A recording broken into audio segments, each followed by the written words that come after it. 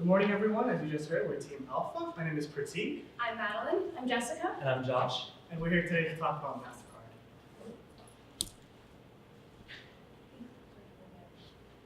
Sorry. So, before we start, we just want to do a quick overview.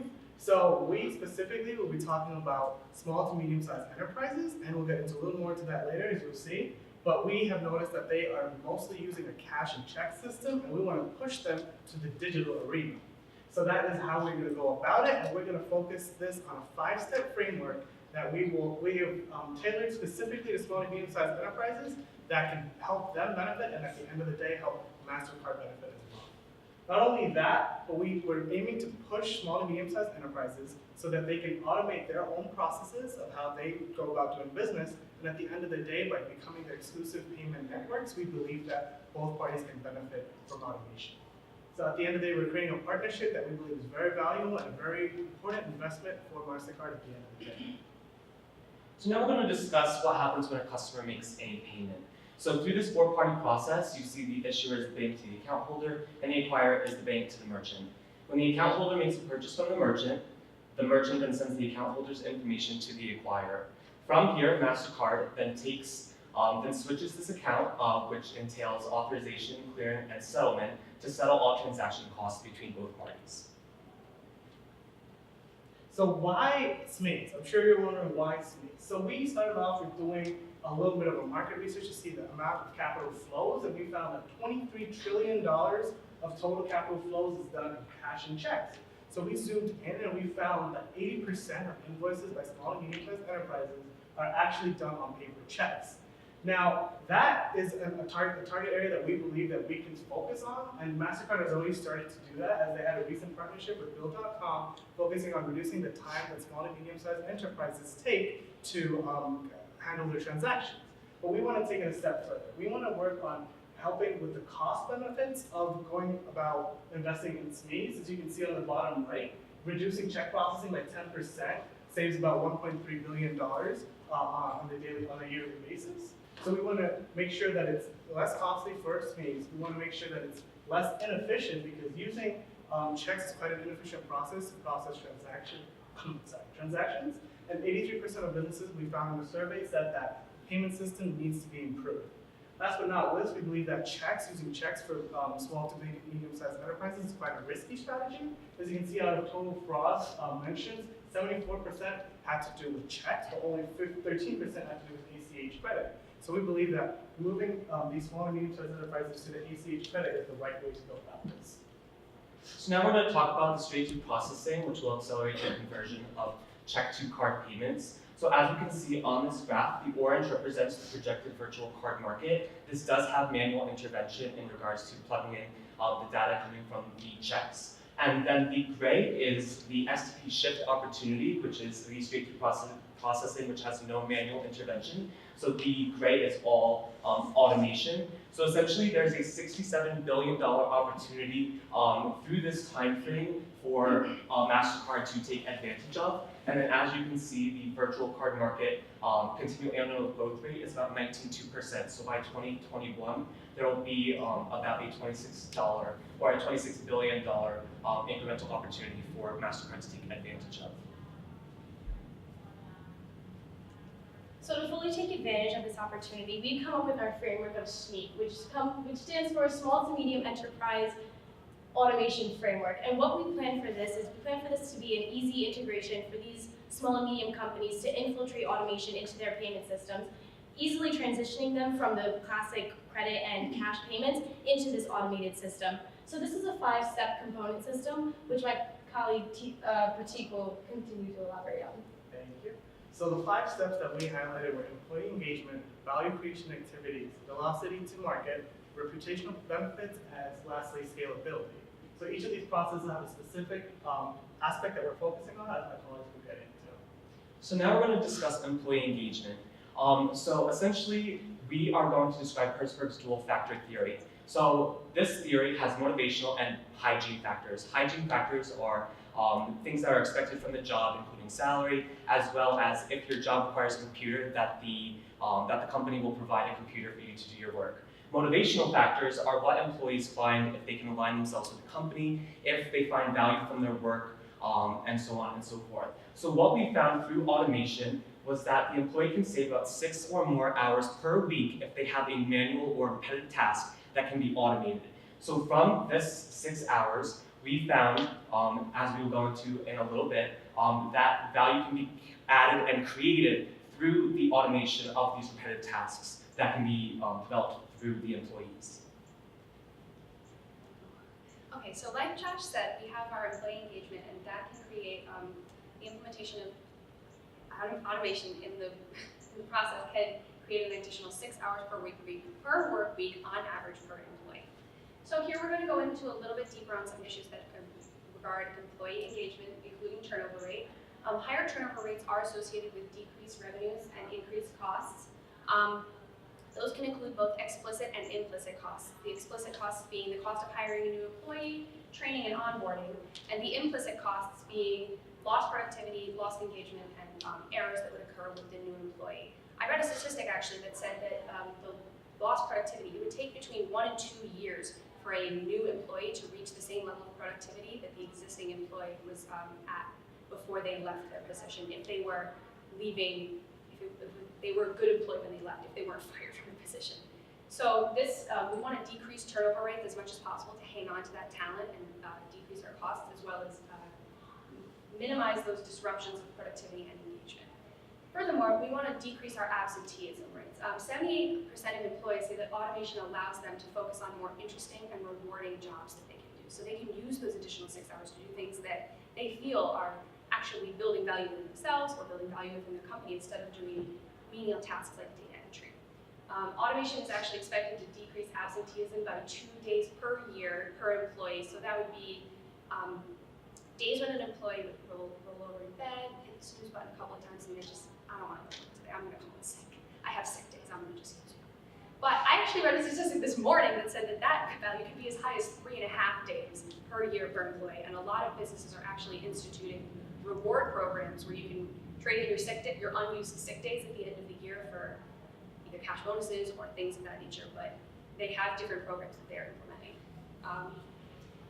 So our next step is value creation. So up here at the top, we have capacity to take on other creation activities. And under that umbrella, we have extra time allows for greater paid community service, corporate service requirement. And we estimate that this helps to really increase the engagement that the employee has, not just with their company, but with the community around them. Now this can also help to increase the brand's recognition in the community, help to increase their brand image, but it can also really be highly intrinsically valuable to the employee, kind of tying them to that company, feeling as if they're making a difference on the company's dollar. So we found that on average they are allocating usually around 1 hour per month for employees to be doing this, but we saw that this could be increased to 2 hours per month, which would take up about 2 of the 24 hours that they would find in that additional hours. Next, we found that reinvesting in human capital is another way to create value within an organization. So we found that through classes and training seminars, which I will go into a little bit more in depth later, and decreases in turnover, which I touched on previously, increases in productivity, and increases loyalty within the company. One example of this that I actually experienced personally, over the summer I had an internship where we had coffee chats, where I actually had coffee for 20 minutes with the CEO of the company that I was interning with. It was an amazing experience, and I loved it. I still remember it, and I still remember all the things that he was telling me, and it was just an amazing experience. It made me feel really tied to the organization and like they actually cared about me. So I felt that they were really investing in me. So we feel that this could be something that could be implemented for a lot of our small to medium companies, small to medium enterprises that can have that one-on-one connection with their employees. And then lastly, up at the top, we have that with lower level employees, see that there is an opportunity for them to move up within their organization to eventually reach that management position that they are yearning to achieve. They're more likely to stay in that company. If they can see upward mobility, they're more likely to feel engaged, motivated, and likely to stay. So next we're going to discuss the benefits of real-time payments. So the first is that it is available to consumers 24 hours a day, 7 days a week, 365 days a year. Especially for corporations, it adds to their efficiency as it provides electronic invoicing and billing as well. For the economy, it does increase the velocity of money as transactions are happening quicker, they're being approved quicker, and just the flow of money is greater. And then for society, it does help with the reduction of crime and security issues related to cash handling, such as fraud or systematic risks that encompass cash payments. So our next topic, our next category, is velocity to market. Now, normally this is referred to as speed to market, but we like to refer to it as velocity to market because velocity to market infers that you're moving quickly in the right direction, while speed you can be going in the wrong direction.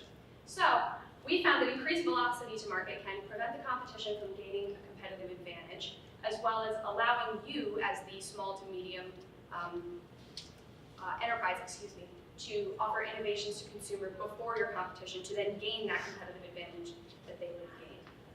It also allows you to be a leader in your industry as well as a follower, and you can develop economies of scale early. So if you are the one that makes that investment first, you're going to be seeing those decreased costs before your competition, which can lead you to decrease your costs slightly enough to be outbidding them and possibly stealing some of their competition, because we know that brand loyalty is built very early on in a company, and you want to be capturing those customers, as quickly as possible and holding on to them as long as you can. So when looking at the benefits associated with automating, we found that one of the biggest benefits that comes with it is minimizing human error. One of the biggest discrepancies in payment systems is the human error with choosing whether the right option is this or that, and that causes, I would say, discrepancies in the company.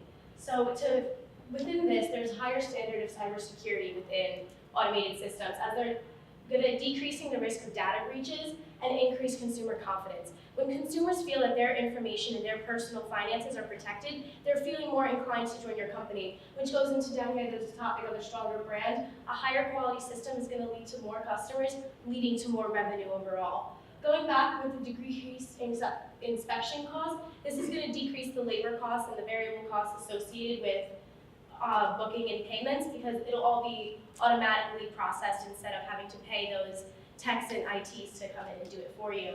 And another statistics we found when we were looking at an accredited survey based on how consumers really feel about the automation process, we found that 67% of consumers believe that automation makes life easier overall, while 53% believe that automation improves quality of products and services. So the last element in our SMED framework that we would like to present today is the scalability factor. So scalability really deals with being able to take your existing program and grow it at a rate that you can roll it out to more customers without having to add additional human capital. So first we have here is online training. Now, these numbers might seem a little steep. This number refers to if a company, such as a medium-sized company, we really would only suggest this for like a medium-sized company with more employees. If a company wants to develop their own training program, or if they have to employ automation and some workers become displaced and they want to retrain them to increase their human capital, or cross-train them to be able to take on other positions within the organization, to create 1 hour of video footage training that can be used for multiple employees, it costs about $8,000. Now, that is on the higher end. I wanted to make it more accurate. It can range anywhere from around $4,000 to $8,000 depending on your connections and people you know. That was what I found. We also found that many industries, especially the manufacturing industry, are finding that automation is actually increasing their demand. So increased demand can lead to new customers, larger purchases from existing and those new customers, and as well as leading to increased revenues through these additional purchases. And then the last factor is the standardized process. We wanted to just talk about the fact that the ability to scale would work for most types of automation, except for the fit-to-purpose type of automation that we found in our case, because those are really designed to fit specific business problems within an organization. So we can't guarantee that those would be scalable because we don't know exactly the function that they would be fulfilling, but if there are some that are scalable. So we just wanted to make that note here that not all of them are scalable. So that is something that we would advise our SMEs of when we are advising them on their next steps. Now to talk on IT automation. So after we have SMEs go through this framework, we will decide obviously which processes they can actually automate. And when it comes to automation, of course, there are different types of automation. So we will consider the company and the industry that they are in when we decide what forms of automation that they can benefit from. So for example, if it is a small company that collects data from another company that outsources its data to this company A, then we would recommend the robotic process automation because that is meant for more menial tasks that are done continuously. So similarly, depending on the SME that we are working with, we would recommend, as long as they go through our framework and it is clear that automation will benefit them positively, we would recommend a certain form of automation so that they could increase the efficiency and have all the pros that we mentioned in this presentation. So there are a few concerns and critiques associated with automation. One of them being a high setup cost for implementation, and while Madeline did explain that even on the micro scale of initiating those online classes, that is a costly expense. Initially, yes, it does hurt the company in that manner, but we predict that through the economies of scale, by implementing this service, we're lowering our variable costs through automation, as in we don't have to pay those IT techs, as I had mentioned before, and through this we'll be able to increase our revenues overall. Another concern and critique, as I mentioned, is the inability to quantify values, also something Madeline touched on before, but because a lot of these are more so the beliefs of the company and how the company wants to operate ethically, a lot of it can't be quantified. So we suggest valuing or creating small-scale projects to put our ideas and our formulations of the SHNE formula into a smaller sample size, so we can put that towards that data that we retrieve from that towards a larger sample size to have a better understanding of how the automation process will act in the market. So furthermore, post-implementation of this feedback. So this is coming back towards the surveys and feedback we get after the fact of implementing automation. So this is based on feedback from surveys where, again, we took a sample size of 150 global SMEs, or this is something we would recommend, and this would this would bring in more data, again, as I mentioned, to further elaborate on what it could be in the future and how consumers and our partners pretty much react to it. So a contract with Mastercard and a data disclosure clause, we feel is very important. So when we sign on with these companies and we agree to be their payment provider, we want them to agree to disclose their data to us at the end of a given time period so we can evaluate our estimated progress at the beginning versus our actual progress at the end. So today you asked us how we could make the ideal framework for automated investment decisions for Mastercard. We advise to focus on small to medium-sized enterprises and focus investment in that regard because we believe that this is an industry where there is mostly checks and cash being used. So if we could move them into the cashless system and create exclusive payment networks with them and create that relationship with multiple small to medium-sized enterprises, that would help create a great foundation in terms of automation, not only in the Mastercard itself, but through partnerships with other small to medium-sized enterprises. Thank you so much for your time today. We'd love to take any questions. Thank you.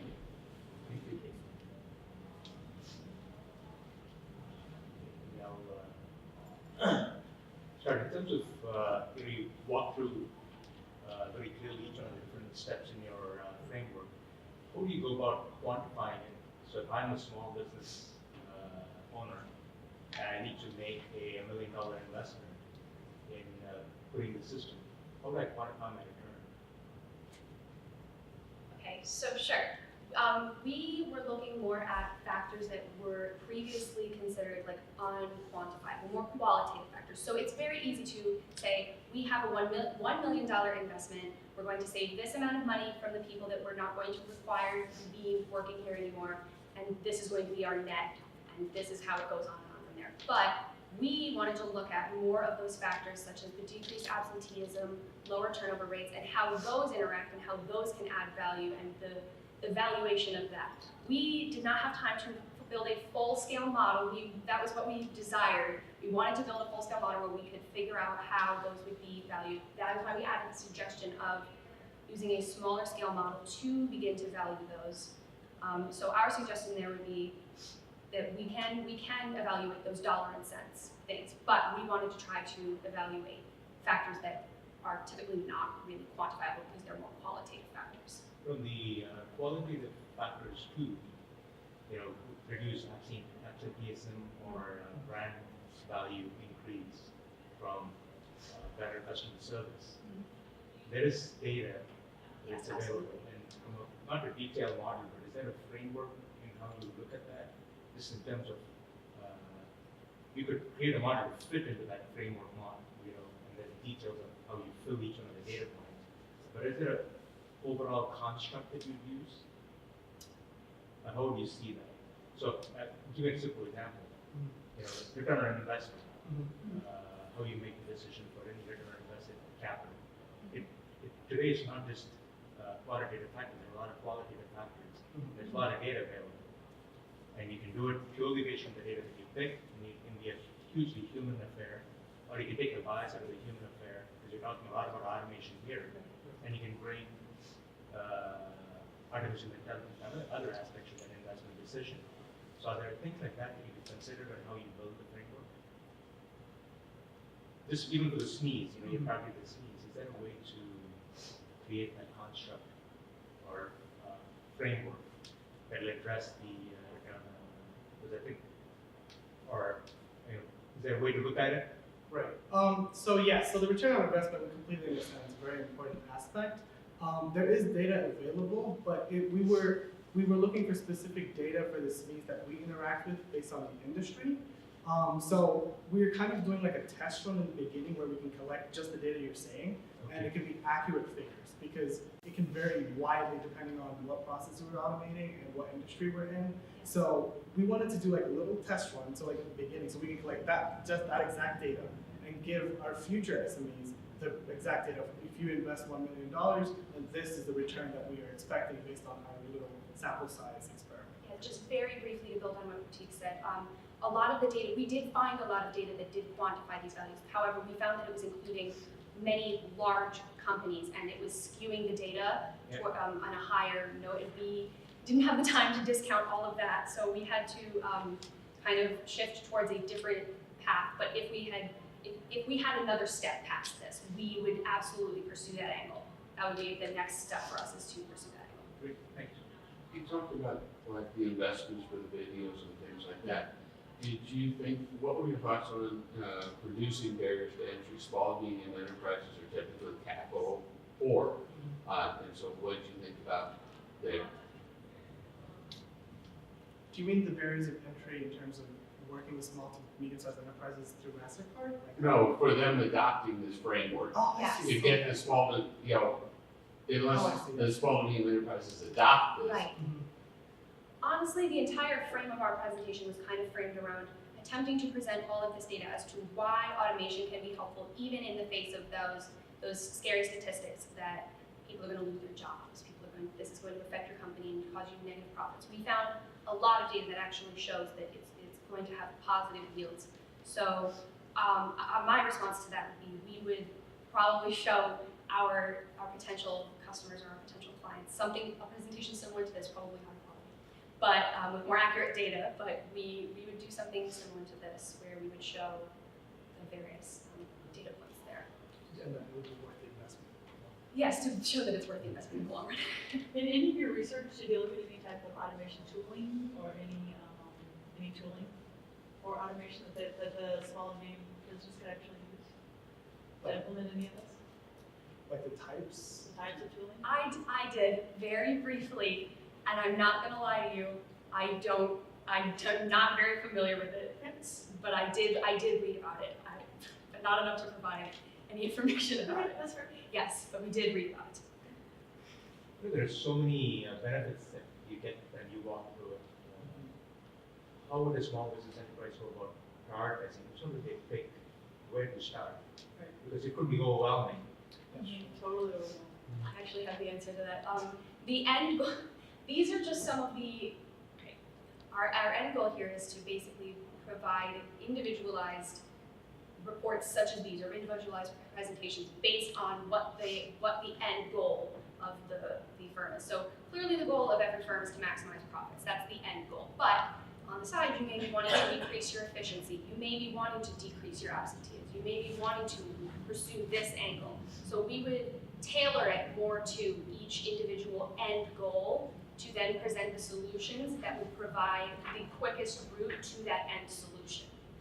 It would be tailored depending on the SME that we're working with, because it's just such a wide range of industries that we don't want to make a universal framework that applies to everyone like in the same way, because that might be more effective for someone in like one industry, the pharmaceutical industry, but not so effective in data collection. So these priorities will differ depending on the SME, and then on a per cases basis, we would recommend suggestions based on like my colleague was saying, what would be the best route or the best steps to go about this.